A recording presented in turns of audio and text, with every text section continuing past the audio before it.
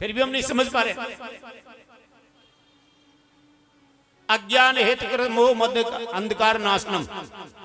अगर एक बार मनुष्य ध्यान दे ले तो अज्ञान हेतु कृत मोह मद अंधकार नाशनम, जो अज्ञानता के कारण 8 प्रकार का अभिमान भर गया ना हमने, किसी को ताकत का, किसी को परिवार का, किसी को पैसे का, किसी को रूप का, किसी को पद का, किसी को प्रतिष्ठा का, तो 8 प्रकार का अभिमान नष्ट हो जाता है एक बार कथा सुनने से, कथा में आने मात्र से। लेकिन मत भूलो कथा का लाभ कब मिलता है? जब कई जन्मों के पुण्य इकट्ठे हो जाएं। चाहे आप पास में रह रहे हैं, लेकिन जब तक आपके पुण्य प्रबल नहीं है, भाग्य प्रबल नहीं हो सकता। सब कुछ मिल जाएगा दुनिया में, पत्नी मिल जाएगी, बेटा मिल जाएगा, पैसा मिल जाएगा, लेकिन सत्संग नहीं मिलेगा। सत्संग नहीं मिलेगा, क्योंकि सत्संग तो वो पवित्र दौलत है। एक बार जिसको मिल गया उतर गया। मीरा को देखें, सूर को देखें, कुब्जा को देखें, समझ रहे, अहिल्या को देखें, रैदास को देखें। एक बार जिसको सत्संग मिल गया वो उतर गया, तो सहज थोड़ी मिलेगा सत्संग। बाकी मारोट में कितने लोग रहते हैं बताओ? संख्या कम नहीं है। हमने तो सुना जैन धर्म के स्वावलंबी 50 घर हैं, 40 घर। तो भागवत में ऋषभ देव अवतार आया है, आप सब पढ़े लिखे हैं। और जैन धर्म की नींव ऋषभ देव ने डाली। किसने डाली? जैन धर्म की नींव, स्तंभ खड़ा किसने किया? ऋषभ देव, ऋषभ देव। तो फिर क्या जैन धर्म भागवत को नहीं मानता? मानना चाहिए, बुरा मत मानना। और जो अपने माँ बाप का नहीं होता, क्या दूसरे का हो सकता है? जो अपने कुल धर्म का नहीं होता, भागवत कथा में ऋषभ देव बड़ा सुंदर वर्णन आएगा, जहां जिनके 100 पुत्र का जन्म हुआ, जिसमें जब सबसे बड़े पुत्र भरत जी हुए, जिससे आज भी भूखंड का नाम भारत देश है। तो फिर हमको तो आगे आना चाहिए, नहीं आना चाहिए? आगे आना चाहिए।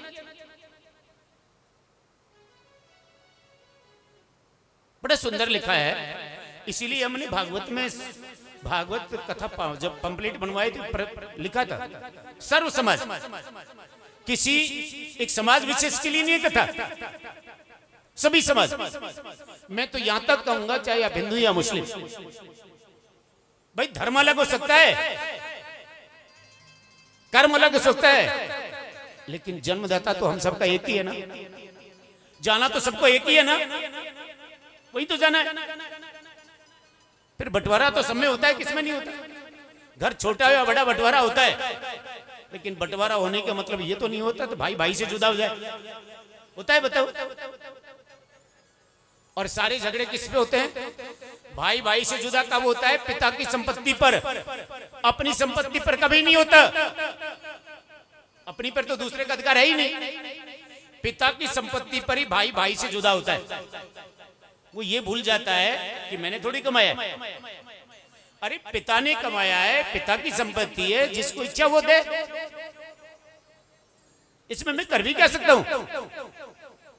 और जब हम कुछ नहीं कर सकते, जब पिता की सेल्फ है, फिर भाई को भाई से कभी जुदा नहीं होना चाहिए।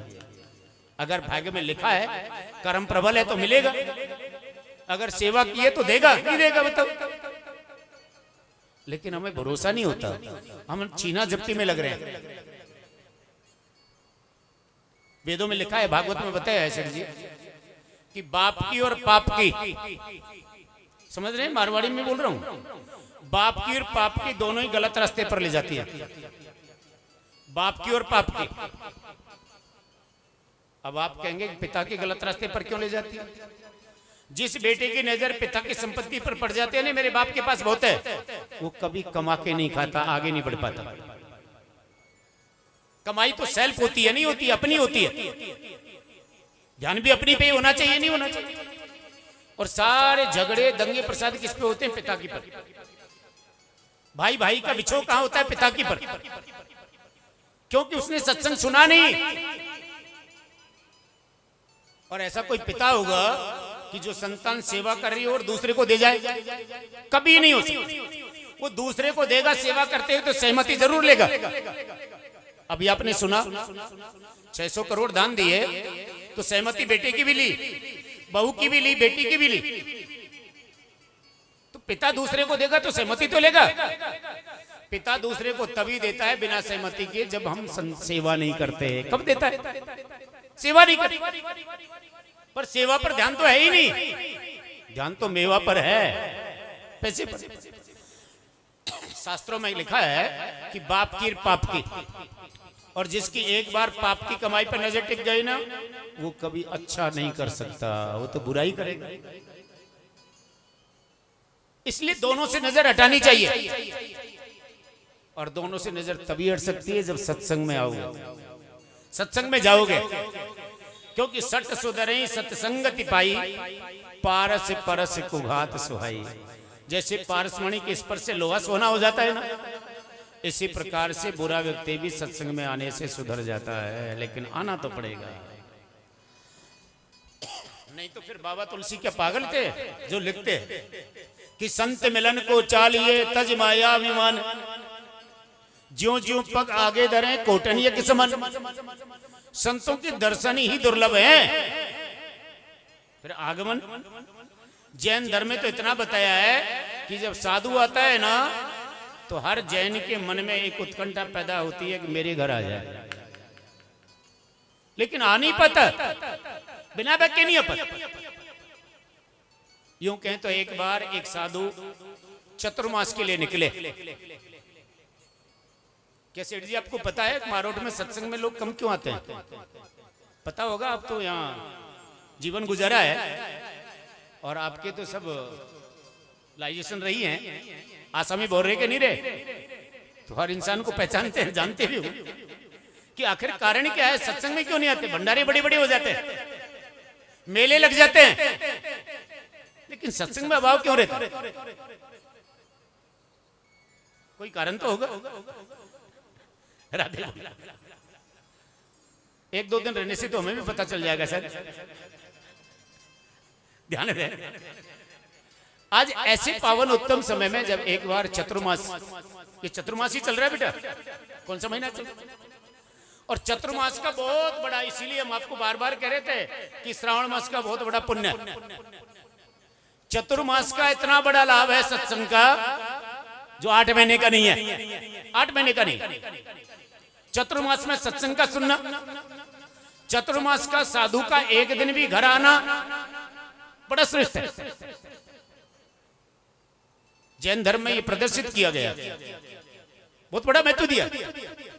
तो एक बार एक साधु ने विचार किया कि सभी लोग पैसे वालों के यहाँ जाते हैं।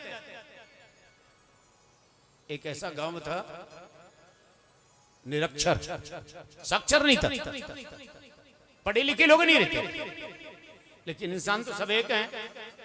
नहीं भाई, पढ़े या ना पढ़े मनुष्य तो है ही। यहां पैसे वालों के सभी लोग जाते हैं।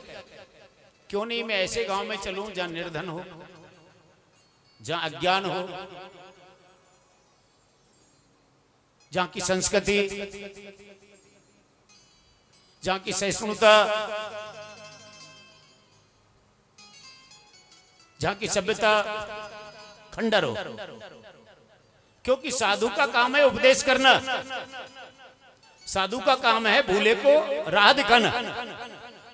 तो साधु गया, ऐसे गांव में पहुंच गया जिस गांव के बाहर कटीली झाड़ियों की बाढ़ लगेड़ी। समझ में आ जाए, कटीली झाड़ियों की बाढ़ लगेड़ी थी गांव के बाहर। आज तो हर गांव के चारों ओर सीसी रोड हो रहे हैं, नहीं सीसी रोड हो रहे, सीमेंटेड रोड है। आज ने अशिक्षा नहीं कह सकते हम, क्योंकि हमारे बालक बड़ी बड़ी अच्छी अच्छी स्कूलों में पढ़ रहे हैं, तो अशिक्षा नहीं आज। अब जो पढ़ना ही नहीं चाहे उसके लिए तो आगे भी रहेगी। बाकी पढ़ने वाले के लिए अब ना धन की कमी, ना शिक्षा की कमी, ना संस्कारों की कमी लेने वाले के लिए। अब लेना ही नहीं चाहे उसका ठिकाना कहाँ है? इसी कथा के लिए पहले बुला के लाते थे हम लोग, आजकल तो चल के आ रहे हैं हम लोग, लेकिन फिर भी नहीं सुन पा रहे आप। बड़ी विडंबना। तो साधु ने विचार किया क्यों नहीं मैं आज चलूं, क्योंकि साधु वही होता है जिसको सम्मान की भूख नहीं, अपमान का डर नहीं, उसी का नाम साधु है। और जाने में झिझक उसको लगती है जिसको सम्मान की भूख हो, कोई मेरा अपमान ना हो जाए। साधु था ना, जाने में परहेज नहीं था, बिना बुलाए चले। तो ऐसे गांव में पहुंचे, चारों ओर जब बाढ़ लगेड़ी थी ना, तो छलांग लगाई और अंदर पहुंच गए। लेकिन चौपाल पर वहां का युवा मंडल, यूं कहें तो आने वाला भविष्य, जवान लड़के थे, किलोल कर रहे थे। कोई गिल्ली डंडे खेल रहे, कोई गेंद खेल रहे। आज तो एक ही खेल बचा है बस, क्रिकेट। समझ रहे ना, दूसरा तो पता नहीं हो रहे मोबाइल में। ध्यान है, पबजी हम तो नहीं जानते बेटा। ऐसे समय के अंदर, क्योंकि जानने की उत्सुकता ही नहीं है, जानेंगे कैसे बताओ? सीखता वही है जो उत्सुकता हो। और जिस गांव में जाना ही नहीं तो रास्ता क्यों पूछे? जैसे ही बाबा जी गए, वहां के जवान लड़कों ने विचार किया, क्योंकि माँ बहुत पहले बताया करती थी कि बेटा बाहर मत जाना, भूत लग जाएगा। क्या लग जाएगा? भूत लग जाएगा। क्योंकि अशिक्षा थी ना, संध्या काल दोपहरी बाहर मत निकलना, निकलने भी नहीं देते थे माँ बाप। आज तो कोई समय ही नहीं आने जाने का, रात को 12 बजे तक आते हैं। तो जैसे ही ये मध्यांतर का समय था, दोपहर ढल रही थी, बाबा जी गए, जवान लड़कों ने उठा करके इनके गले में, बारिश का समय था, चतुर्मास चल रहा था, और अपने दादा परदादा भादो मास था, उनकी फटेड़ी जूतियां माला फिरोई और बाबा जी के गले में डाल दी। माथे पर तिलक लग रहे थे, बड़ी मोटी दाढ़ी, लंबी जटा। देखा है, लगता तो भगवान जैसे हैं, लेकिन माँ बताती है कि भूत, दोपहर के समय भूत आते हैं। अब तो चारों ओर हल्ला है, भूत भगवान आ गए, भूत भगवान। बाबा जी के गले में उन जवान लड़कों ने जूतियों की माला डाली, वो भी अपनी परिवारजनों की फटेड़ी जूती, चमड़े की। बाबा जी ने देखा कि वास्तव में यह अज्ञानता है, यहां संस्कार नहीं है। संस्कृति भले ही सब एक हो, लेकिन अच्छे विचार नहीं है। बाबा जी ने पलक गिरा लिया। ये बालक आपस में विचार करने लगे, ये जूतियां तो बदबू दे रही हैं, क्योंकि बारिश को पानी भरेड़ो, कच्चा चमड़ा। फिर इस बाबा जी को क्या बदबू नहीं आ रही? इन सभी बालकों ने अपनी नाक बंद की कपड़े से, लेकिन बाबा जी ने नहीं, क्योंकि बाबा जी का ध्यान उस बदबू की ओर था ही नहीं। बाबा जी ने तो बुराई में भी अच्छाई खोजी। ध्यान दें, बदबू तो थी, लेकिन बाबा जी ने श्वास रोक लिया। क्या रोक लिया? अब जब श्वास का आना जाने बंद हो गया तो बदबू कहां रही, स्मेल कहां बची? इन बालकों ने बाबा जी की दाढ़ी पकड़ी, एक ने चोटी, तीसरे ने कान के पास आकर के कहा, बाबा क्या तू बहरा है? अरे बहरे के साथ क्या अंधा भी है? ना तुझे सुनाई देता, ना तुझे दिखता, ना तुझे स्मेल आती, लगता है तू पागल है। अरे तेरे गले में जूतियों की माला है।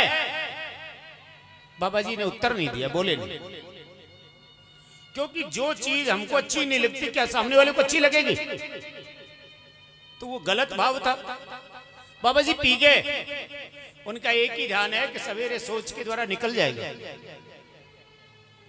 मल के द्वारा निकल जाएगा, मुझे रखना नहीं है।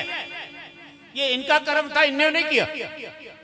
लेकिन एक बालक ने नहीं छोड़ा पीछा, और आकर के दूसरे कान की ओर चिल्लाया, बाबा अरे मैं बताता हूं, तेरे गले में जूतियों की माला है।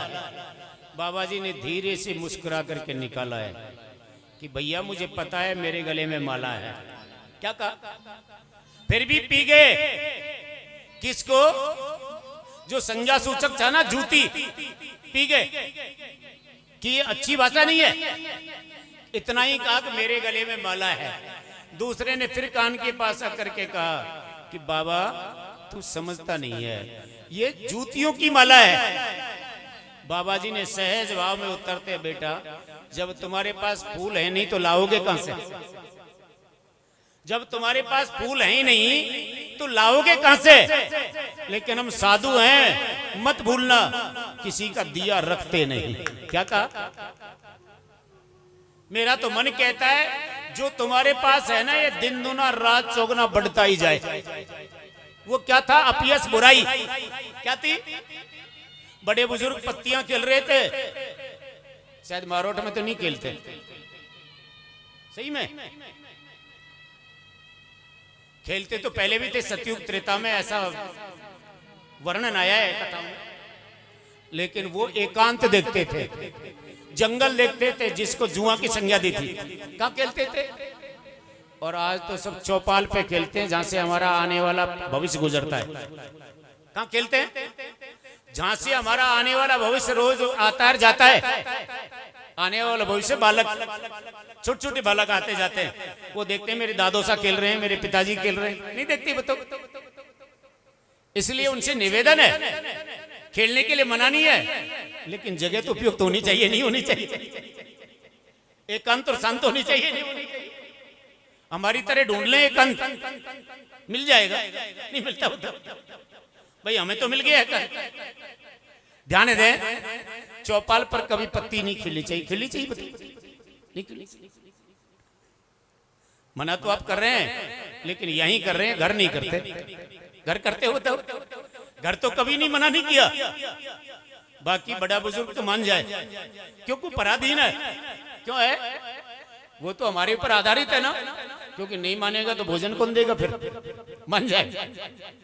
ध्यान दें, इसलिए कोशिश करो कि वो मान जाए। मेरे ठाकुर कहते हैं, बड़े बुजुर्ग पत्ती खेल रहे थे, हाथों से छूट गई, विचार आया, पहले किया था आज भोग रहे, पहले किया था आज भोग रहे कोई बुरा कर्म, इसीलिए तो सब जगह प्रकाश और विकास हो गया, हमारे नहीं हो रहा है। सबके बालक समझदार हो गए, हमारे नहीं पढ़ रहे। पहले किया था आज भोग रहे, अब करेंगे तो आगे मिलेगा। और लगता है साधु ने तो श्राप दिया है। क्या दिया है? इससे बड़ा श्राप क्या होगा? ये जो तुम्हारे पास है वो बढ़ता ही रहे, दिन दुना रात चौगुना, वो थी बुराई। तो बड़े बुजुर्गों ने कहा, बेटा जाओ, आपसे बहुत बड़ी गलती हो गई, और गलती आपने की, लेकिन सहभागिता हमारी है, क्योंकि हमने संस्कार नहीं दिया आपको। हमने कभी पास में बिठा करके सिखाया नहीं आपको कि साधु क्या है, साधु की सेवा क्या होती है। इसलिए दोस्तों हमारा है, अभी भी समय है, जाओ बाबा जी को वापस बुला करके लाओ, जमुना से झाड़ी भरो जल की, गंगा जल की, समझ रहे हैं ना, सरयू जल की, और बाबा जी दूषित है गो, उसे स्नान कराओ, जोर से ताली बजाओ। दूषित हो गया, इसलिए समझना चाहिए कि वास्तव में चतुर्मास का महत्व क्या है। अगर 1 घंटे भी हम सत्संग में रुक गए ना, तो हमको इतना मिलता है, इतना मिलता है जो महीने भर तक नहीं निकलता ज्ञान। और अगर 7 दिन रुक गए तो सारे जीवन ही नहीं निकले। लेकिन समय तो देना पड़ेगा, बिना समय के कुछ नहीं मिल सकता। एक बार प्रेम से बोले जय श्री राधे। इसीलिए कहा कि भाग्योदयन बहुजन समर्जितेन सत्संगम च लभते पुरुषों यदव अज्ञान हेत कृत मोह मद अंधकार नाशनम विद्याई तदोदयकम विवेका। अगर 7 दिन ध्यान से कथा सुन लें तो 8 प्रकार का अभिमान नष्ट हो जाता है इस प्राणी का। अब दूसरा सुंदर श्लोक है कि सच्चिदानंद रूपाय विश्वोत्पत्त्यादि हेतवे तापत्रयी विनाशाय श्री कृष्णाय वयम नु। प्रश्न आता है, हमारे पास समस्या है, क्योंकि हम स्वार्थी हैं, और सही में भक्ति की प्रथम सीढ़ी सकाम है। बिना स्वार्थ के तो कोई भक्ति करता ही नहीं। और बात भी सही है, जब जिससे कोई फायदा ही नहीं तो उस काम को क्यों करें। तो भक्ति की प्रथम सीढ़ी है सकाम। स्वार्थ लाग करें सब प्रीति सुर नर मुनिजन की है नीति।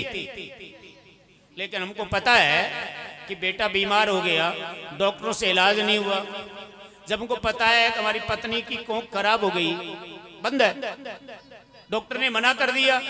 लेकिन साधु के पास जाने से वो अगर संतान जन्म दे दे संतान को, तो इससे बड़ा और सत्य क्या होगा। जिस बीमारी का इलाज डॉक्टर नहीं कर सकते, साधु दर्शन से अगर ठीक हो जाए, मंदिर जाने से अगर ठीक हो जाए, इससे बड़ा और सत्य का परिचय क्या होगा बताओ। फिर तो हमको कभी भी अविश्वास नहीं करना चाहिए, लेकिन हमें रोजाना एहसान चाहिए। क्या चाहिए? हमें तो नित्य रोज नया चाहिए ही चाहिए।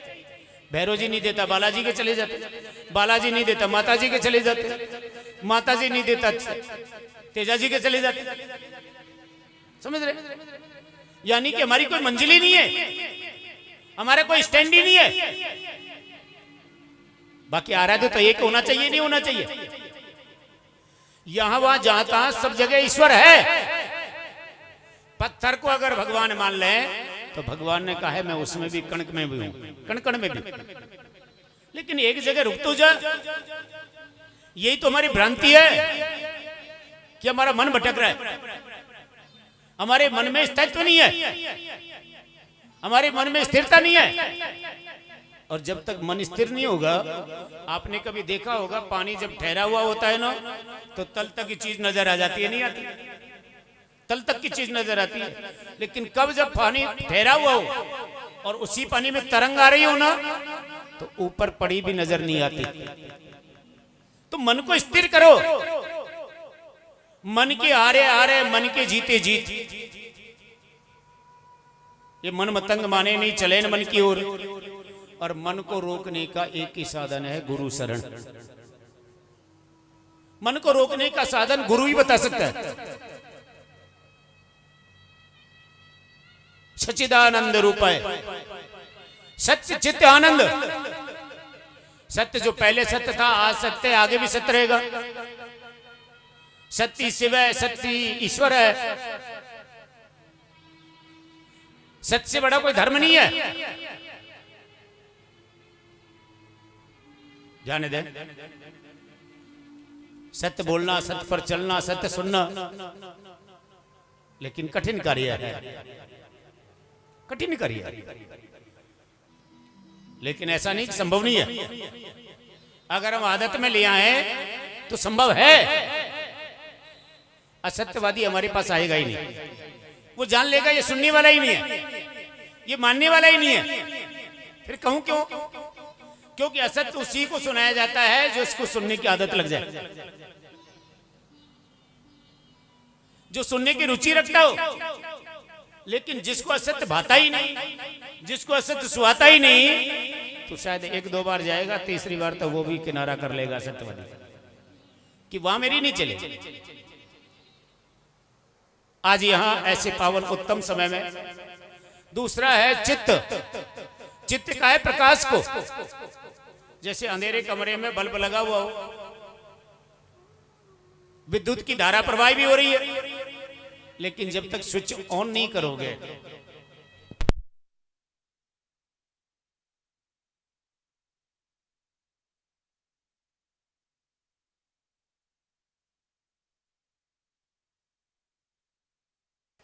कैसी संज्ञा दी है उसको? पतंगबाजी। कि वो चाहे तो एक पल में बना दे और बिगाड़ दे। अब दूसरा प्रश्न आता है, गुरु क्या है? कभी बाग के माली को देखा आपने? ऋतु अंतराल में जब वो खेत में बीज बोता है ना, चाहे करेले का बोए, लौकी का बोए, तुरई का बोए, पेड़ चाहे आम का लगाए, बाग चाहे हजारे का लगाए या गुलाब का, ऋतु अंतराल में जब ग्रीष्म ऋतु में ये बीज बोता है, ग्रीष्म ऋतु में, तो उसको ये पता होता है टेम्परेचर ज्यादा है और जो बीज बोया ये अंकुरित होगा, क्योंकि मैंने पानी डाला है, खाद डाला है। कथा पर ध्यान दे, प्रश्न पर ध्यान दे। माली को ये पता होता है मैंने इसमें बीज डाला है, तो मैंने पानी भी दिया है, खाद भी दिया है, तो ये अंकुरित तो होगा। लेकिन अगर ज्यादा टेम्परेचर है तो निश्चित ये जल जाएगा पौधा।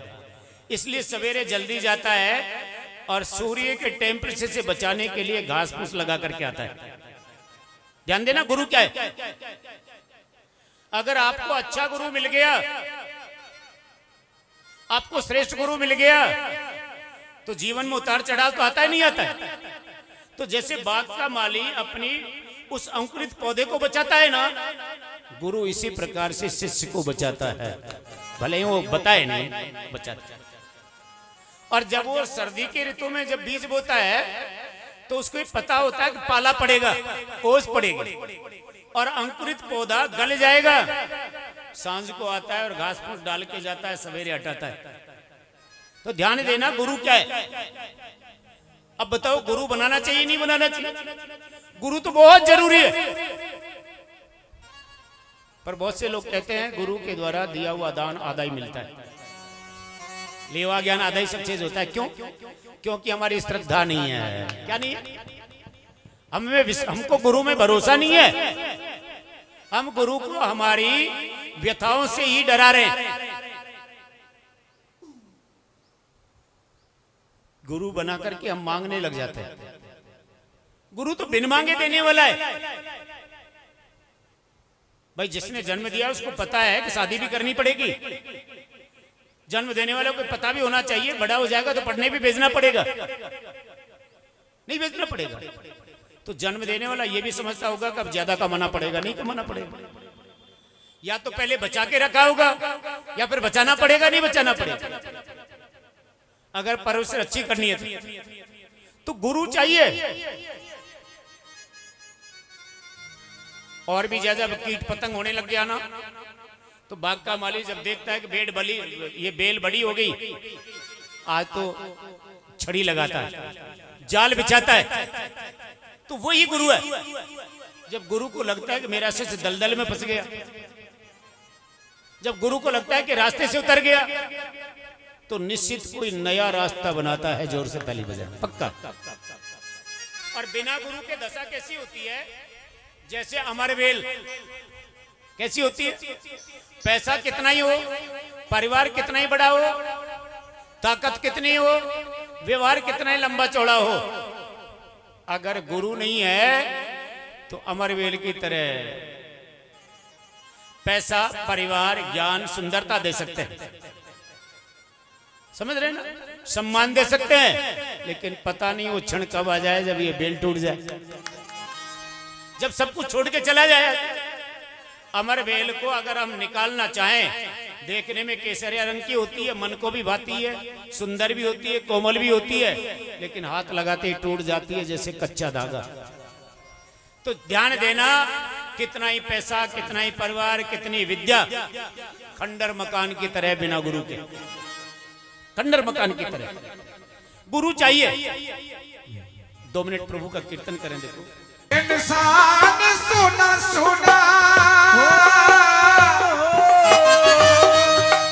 इंसान सुना सुना, सम्मान के बिना रे, मंदिर सुना सुना, भगवान के बिना रे। ओ जैसे मंदिर सुना सुना, भगवान के बिना रे, जैसे मंदिर सुना सुना, भगवान के बिना रे।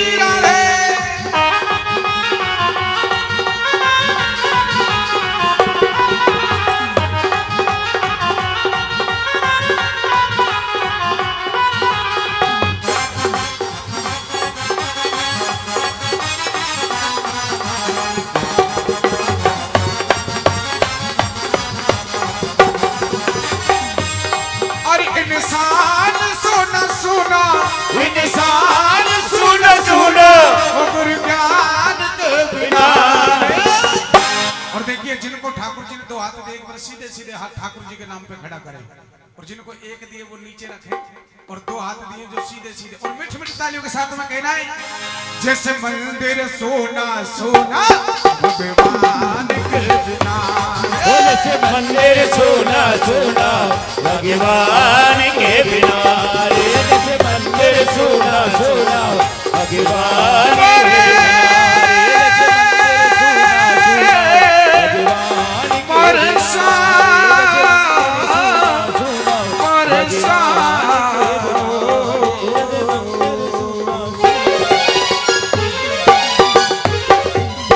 ठीक इसी प्रकार प्रकार से इस मनुष्य के कलयुगी रंग को छुड़ाना है ना, तो सत्संग में तो जाना पड़ेगा।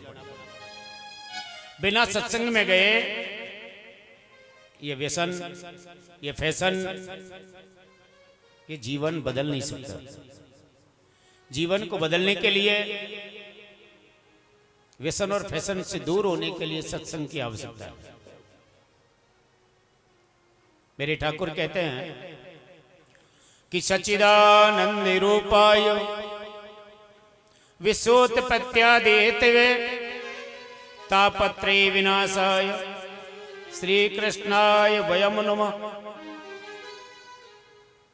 जो विश्व को बनाते हैं, उसका पालन करते हैं, उसको अपने आप में लेकर लेते हैं, जिनकी कृपा विलासता से ये सारा संसार चलता है, तापत्रयी विनाशाय, तीनों प्रकार ताप के तापों का विनिष्ट कर देते हैं। दैविक, दैहिक, भौतिक,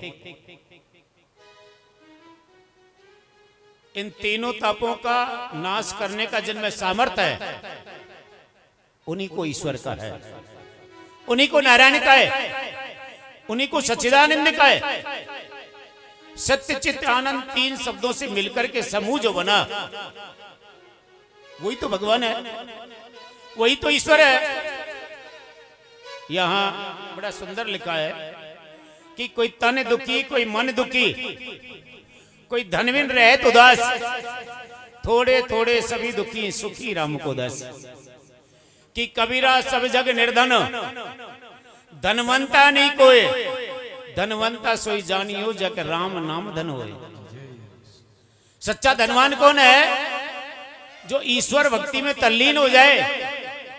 इसका मतलब ये नहीं है कि घर के सारे काम छोड़ दे, क्योंकि परमार्थ का काम तो कभी कभी होता है, जन कल्याण का काम तो कभी कभी होता है। जबकि शास्त्रों में लिखा है हर दिन नया सवेरा होता है। अगर मनुष्य जन्म मिला है ना, तो मनुष्य जन्म का ऐसा कोई दिन ना निकले जिस दिन हम एक परोपकार ना करें। उपकार तो आज भी करते हैं हम, ध्यान देना, उपकार तो आज भी करते हैं, लेकिन बदले की भावना है उपकार में, कि आज मैं किसी का सहयोग कर रहा हूं तो कल मुझे भी करेगा। इसी का नाम उपकार है।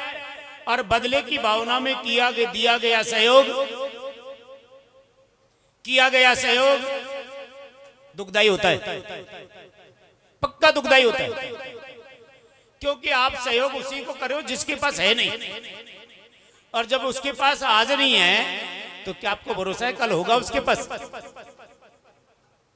भाई नियत और नियति दोनों अपनी जगह है। जब नियत में खोट है तो कभी नहीं होगा, और जब नियति ठीक है तो जरूर होगा। लेकिन इसको तो वही जानता है, हम सर्वे के थोड़ी हैं।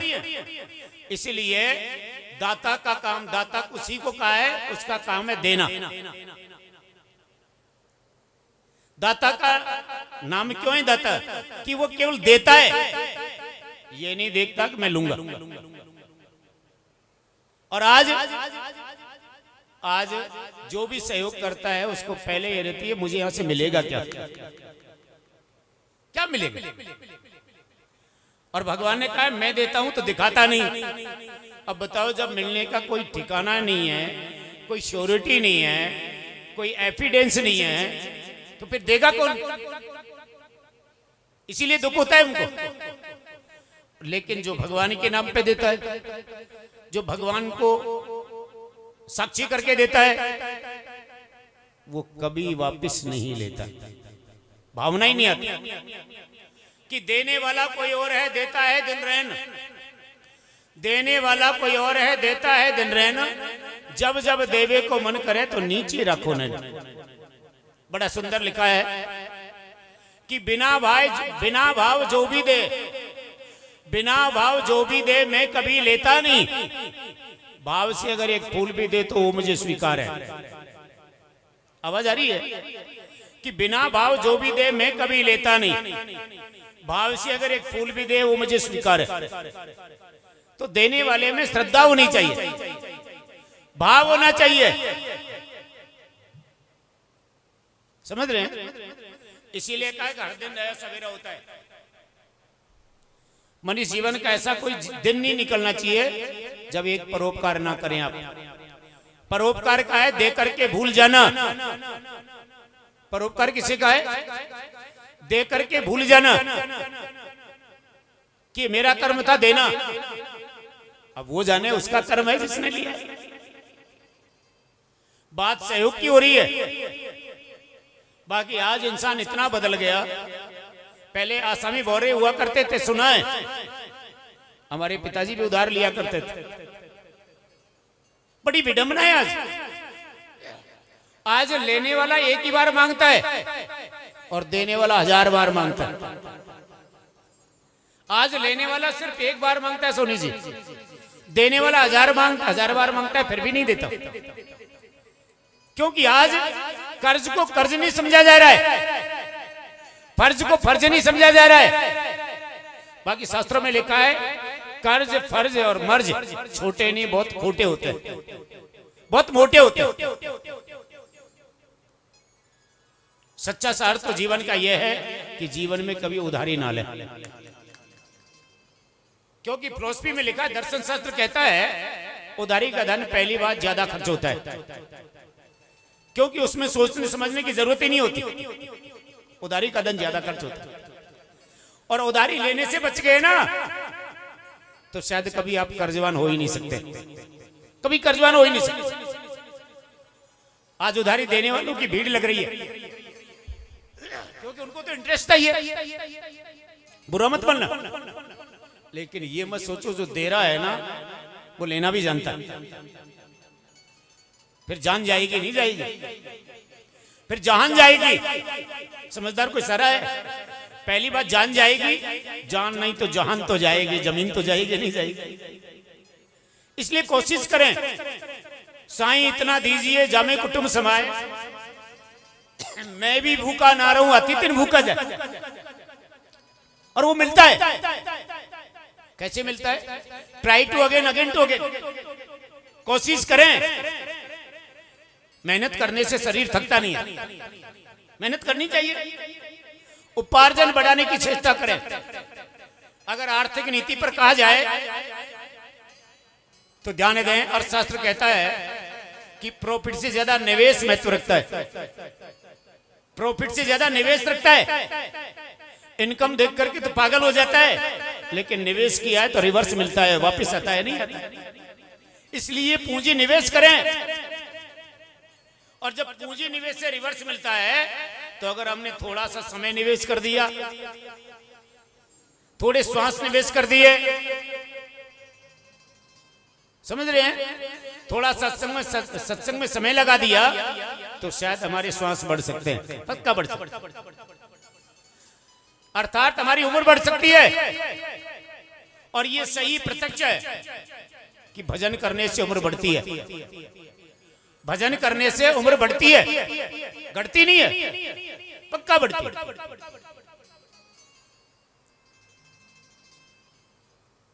पक्का बढ़ती है। लेकिन भजन करें तब, भजन बने तब। पहली बात तो कोई करना नहीं चाहता, और करना चाहे तो बनता नहीं, क्योंकि मन लगता ही नहीं है। लेकिन धीरे धीरे अगर हम कोशिश करें तो वो मंजिल दूर नहीं है, हो सकता है सफलता मिल सकती है। इसीलिए कहा है कोई तन दुखी कोई मन दुखी कोई धन बिन रहे तो दास। कोई तन दुखी कोई मन दुखी कोई धन बिन रहे तो दास। थोड़े थोड़े सभी दुखी सुखी राम को दास। कि कबीरा सब जग निर्धन धनवंता नहीं कोई। कबीरा सब जग निर्धन धनवंता नहीं कोई। धनवंता सोई जानियो जग राम नाम धन होए। अब आप विचार कर लो कितने लोग धनवान हैं। आप विचार कर लो कितने लोग श्रद्धावान हैं। चाहे मंदिर को बना रखे हैं आपने, चाहे देवालय कूबे शिवालय कूबे, लेकिन मत मानो कि भक्त रहते हैं, मत मानो श्रद्धावान रहते हैं। कोई ईगो में जी रहा है, कोई लाइजेशन में आ रहा है कि मेरा नहीं है हमें क्यों जाऊं। कोई बुराई में डूब के दिखा रहा है कि मेरी तो उससे शत्रुता है।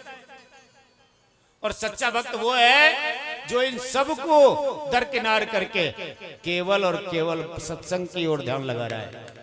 कि सत्संग किसी के भी घर हो, किसी भी जाति में हो, वक्ता कोई भी क्यों ना हो, मुझे तो केवल कथा प्रिय है। क्या प्रिय है? सत्संग प्रिय है। वही तो सच्चा श्रोता है, वही तो भक्त है। और आज हम तेरे मेरे में उलझ करके रह जाते हैं। किसमें रह जाते हैं? तेरे मेरे में उलझ करके रह जाते हैं। इससे अगर दूर हटना है तो थोड़ा थोड़ा तो हमको त्याग करना ही पड़ेगा।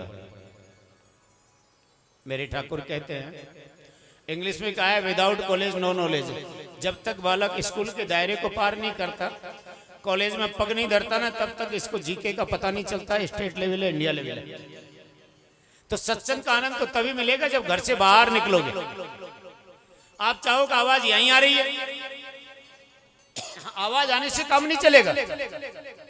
एक बार एक साधु थे, जाने देना, बहुत बड़े प्रख्यात साधु थे जिनकी हजारों वर्ष उम्र। एक बार सत्संग समूह, एक साधुओं का समूह जैसे छोटा कुंभ, हजारों लाखों की संख्या में साधु इकट्ठे हुए सत्संग कर रहे थे। लेकिन इन्हीं में से एक जो साधु थे ना, वैष्णव धर्म आचार्य,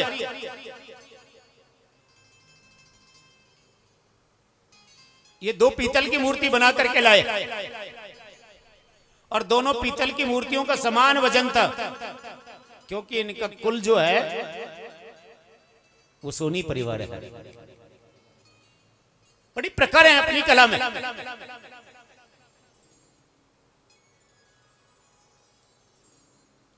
मुखर बुद्धि है। जब सोनी की मूर्ति बना करके लाए ना, समान वजन है, आधा आधा किलो, एक जैसी सुंदरता है, कोई फर्क नहीं। शुद्ध धातु है पीतल। एक की कीमत 500 रुपए और एक की कीमत दूसरे की 1 लाख। आकर के जब सत्संग चल रहा था, साधु समूह में रख दिया और पूछा, बताओ आप साधु हैं कि इन दोनों में असली कौन सी और नकली कौन सी है? साधु मुस्कुराने लगे, हमें पागल क्यों बनाओ? अरे तू हमारी जाति का तो है, हमसे बाहर थोड़ी जा सकता है। जाति बने साधु रही हो, लेकिन कुल धर्म तो सोनी था ना। वर्ण का असर तो आता है भाई। किसी भी जाति का जब त्याग कर देता है, गृहस्थ का संन्यास ले लेता है, तो उसकी एक ही जाति होती है साधु। एक ही गोत्र होता है अच्युत, किसी से मेल ही नहीं खाता। लेकिन जो कुल धर्म है वो थोड़ी बदला जाता है भाई। जिस कुल में जन्म लिया है उसको थोड़ी भूल सकते हैं। तो सुंदर मूर्ति बनाई, समान वजन, शुद्ध पीतल। सभी का माथा टनक गया। जिसने भी हाथों में उठाया, कोई फर्क ही अंतर नहीं आया।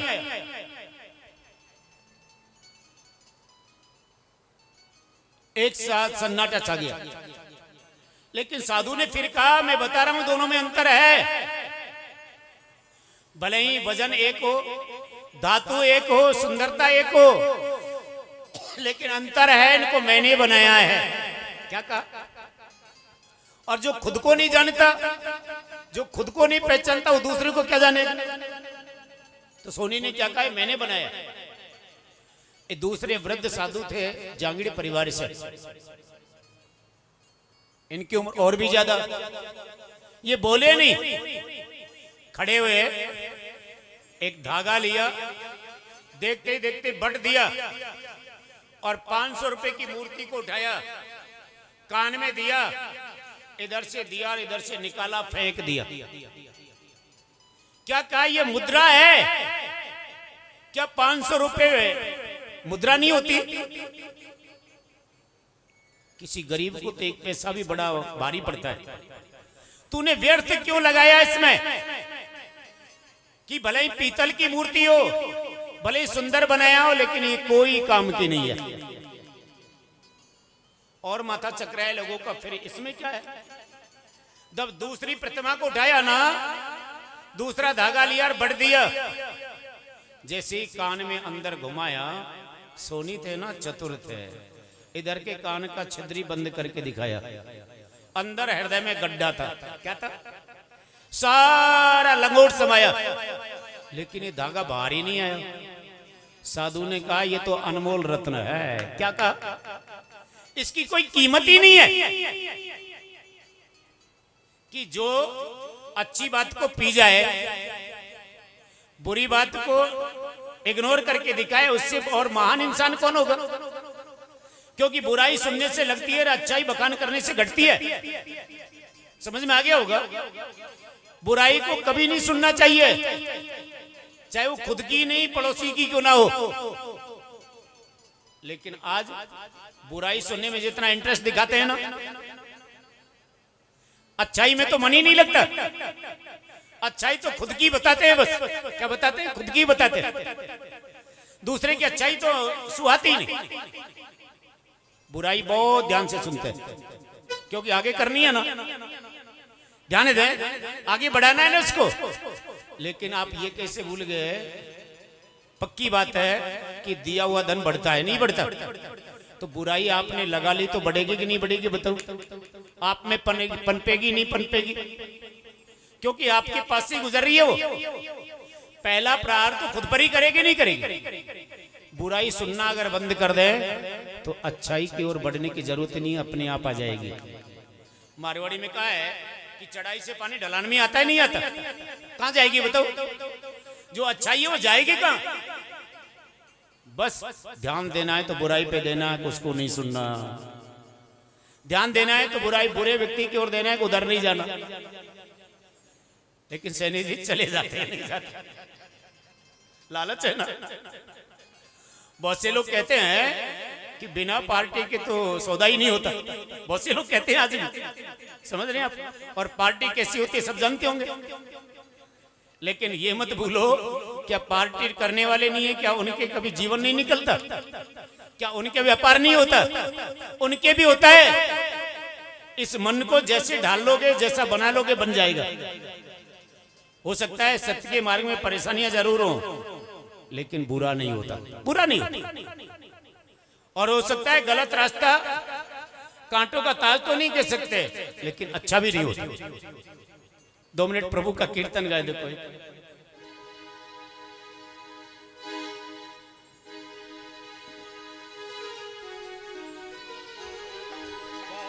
श्री राधे। वो क्यों भूला है हो, वो क्यों भूला है मन, ये तो तुझे सोचना था। वो क्यों भूला है मन, ये तो तुझे सोचना था। वो तुझे राधे राधे राधे राधे बोलना था। तुझे राधे राधे राधे बोलना था। वो क्यों भूला है हो, क्यों भूला है मन, ये तो तुझे सोचना था। क्यों भूला है मन, ये तो तुझे सोचना था। तुझे राधे राधे राधे राधे बोलना था। तुझे राधे राधे राधे राधे बोलना था। राधे राधे सम सम, राधे राधे राधे राधे सम सम, राधे राधे राधे राधे राधे राधे।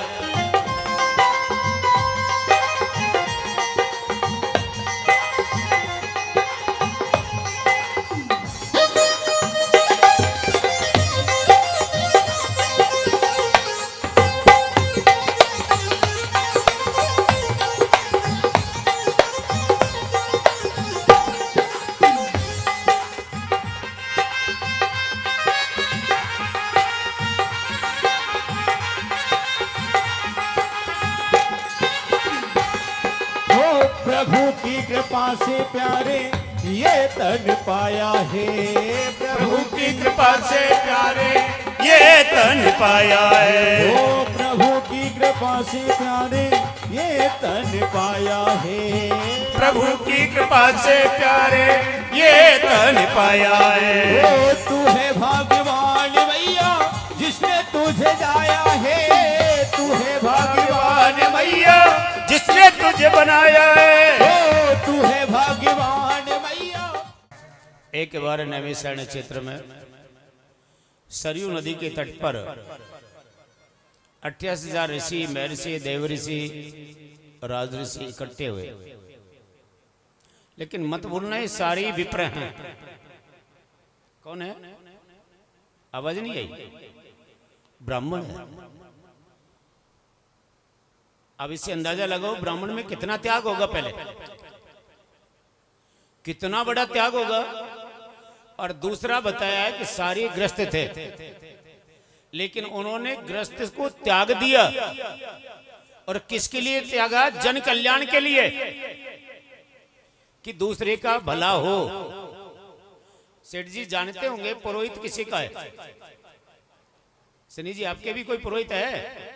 नहीं है? ही नहीं। राजपुरोहित तो बहुत हैं, नहीं है?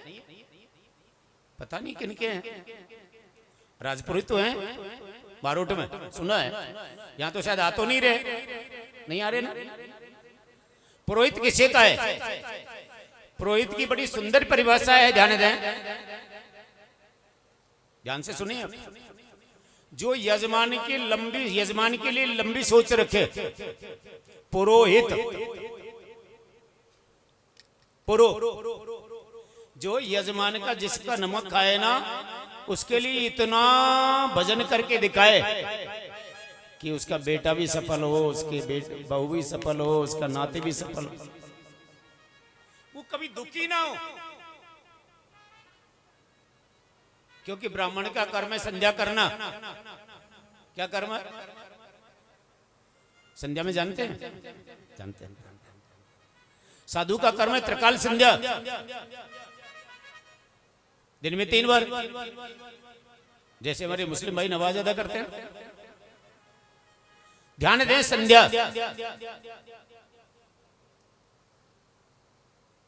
लेकिन आज वास्तव में अगर ब्राह्मण संध्या करे ना तो पत्थर फूट जाए, पिघल जाए।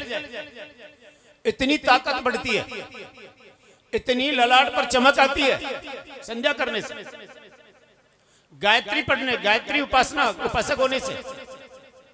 लेकिन आज तो रोज गायत्री यज्ञ करते हैं, फिर भी चमक नहीं है। क्यों? कहीं तो कमी है हमारी। ब्रह्म जाना में ब्राह्मण, इस दुनिया में ब्राह्मण से श्रेष्ठ कोई किसी को बनाया ही नहीं।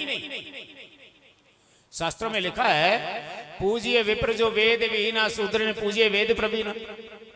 ब्राह्मण कुल में जन्म लेने से पूजा की योग हो जाता है बालक। लेकिन अगर वो कर्म करता है तो भगवान का रूप बन जाता है। वो किसका रूप है? भगवान का स्वरूप। कुछ समय पहले सुन रहे थे कि ईश्वर को देखना है तो साधु और ब्राह्मण में देखें। ब्रह्म जाना भी ब्राह्मण, जो ईश्वर को आशीर्वाद देने का सामर्थ्य रखे वो ब्राह्मण है। तो पुरोहित का प्रश्न चल रहा था। पुरोहित का है कि जो यजमान के लिए लंबी सोच रखे कि मैं इतना भजन करूं जो मेरे आशीर्वाद से यजमान भी फले, इसका बेटा भी फले, इसका नाती भी फले, उसको पुरोहित का है। और आज तो आज का ही नहीं होता पूरा। मेरी ठाकुर कहते हैं तो नैमिषारण्य में जितने भी ऋषि थे ना, 88,000 ऋषि, सारी ब्राह्मण थे और सभी ग्रस्त से थे। सारे सुख थे इनके पास, लेकिन फिर भी इन सुखों को इन्होंने ठोकर मारी। क्यों मारी? जन कल्याण का, दूसरे का भला होना चाहिए किसी की। क्योंकि मेरे पास बुद्धि है, मेरे पास ज्ञान है। बने लक्ष्मी का मोह, ज्ञान से बड़ा धन नहीं होता। धन से ज्ञान नहीं मिलता, ज्ञान से धन मिल जाता है। विद्या है, उपार्जन तो हो जाएगा। दौलत है, ज्ञान नहीं मिल पाएगा। मेरे ठाकुर कहते हैं अब तो ये जन कल्याण की सोच रख करके भजन करने लगे। लेकिन जब इनको पता चला कि भगवान अपने गौलोक को जाने वाले हैं, गौधाम, क्योंकि भगवान का अवतार द्वापर के अंत में हुआ है। कब हुआ है? यूं कहे तो सुक्ति नहीं कि भगवान का अवतार हर युग के अंत में हुआ है। भगवान आते ही कभी जब पापी बढ़ जाते हैं, जब दुराचारी पैदा हो जाते हैं, तब भगवान को आना पड़ता है। भाई कोई भी माँ बाप बालक को डांटना थोड़ी चाहते हैं, लेकिन जब वो बालक बाजी ना आए तो आंख भी दिखानी पड़ती है, नहीं दिखानी पड़ती। तो ईश्वर कब आते हैं? जब भूमि पर पाप बढ़ जाता है, जब दुराचारी लोग, व्यभिचारी प्राणी, व्यसनी लोग पैदा हो जाते हैं ना। यूं कहें तो सुक्ति नहीं कि जब जब होए धर्म की हानि, बाढ़ई असुर अधम अभिमानी। जब दुराचार पनता है, फलता है, फूलता है, तब भगवान अवतार लेते हैं। तब तब धरी प्रभु अधम शरीर, तब भगवान अवतार लेकर के आते हैं। विविध शरीर अनेकों रूपों को धारण करते हैं। यहां जब नैमिषारण्य क्षेत्र में सरयू नदी की तट पर ये भजन करने लगे, तो इनके मन में एक ही भाव है कि भगवान अपने गोलोक को जाने वाले हैं। फिर अब इस जीव का कल्याण कैसे होगा? जब ईश्वर ही नहीं रहेंगे तो इन भजन करने वालों की गति क्या होगी, दशा क्या होगी? जैसे बिना तन के अन्न नहीं चलता ना, तो बिना भजन के जीवन नहीं निकलता। भजन तो चाहिए। बड़े बड़े सेठों को देखा होगा आपने, दुकान पर कॉपी पेन डाल लेते हैं।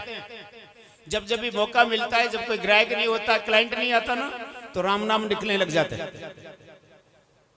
क्योंकि मनुष्य जीवन का कोई भी क्षण व्यर्थ बर्बाद ना करें।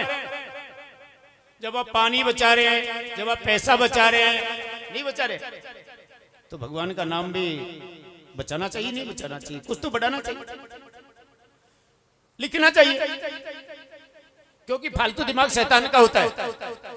अगर आप निठल्ले बैठे रहेंगे तो बुरे विचार आएंगे मन में, और लेखनी उठा करके लिखने लग जाओगे ना, तो बुरे विचार आकर के भी वापस लौट जाएंगे। दोष आपका नहीं है, मेरा नहीं है। वेद व्यास जी ने तो 17 पुराण लिखे, लेकिन फिर भी उनके मन का अंधेरा नहीं गया। कब तक नहीं गया? जब तक उन्होंने श्रीमद् भागवत 18वें महापुराण को नहीं बनाया। नारद जी ने आकर के दिया था उनको 4 श्लोक, जिसको नाम दिया चतुर्श्लोकीय भागवत। भागवत के मूल 4 श्लोक थे। वेद व्यासी ने अपनी बुद्धिमत्ता से 18,000 श्लोकों में वर्णित किया, जिसको नाम दिया श्रीमद् भागवत साप्ताहिक ज्ञानी। लेकिन जहां जब ये विप्रों से, जहां जब इन साधुओं से कुछ ना बनो ना, जिनकी उम्र किसी की 1000, किसी की 5000, किसी की 10,000, किसी के जीवन में तो कल्प बीत गए, युग बीत गए। अब आप कहेंगे ये कैसे हो सकता है? भागवत में लिखा है सतयुग में मनुष्य की उम्र 1,00,000 वर्ष थी। कितनी थी? अचंभा लग रहा है ना? सही है। सतयुग में मनुष्य की उम्र, आश्चर्य हो रहा है हमको, 1,00,000 वर्ष थी। लेकिन आश्चर्य होना तो नहीं चाहिए। आपको पता है, आपने इतिहास पढ़ा होगा कि हमारे देश पे किस किसने राज्य किया। ध्यान दें, जब जब भी हुआ आक्रांता आए, बड़ी विडंबनाएं पैदा हुई। लेकिन आप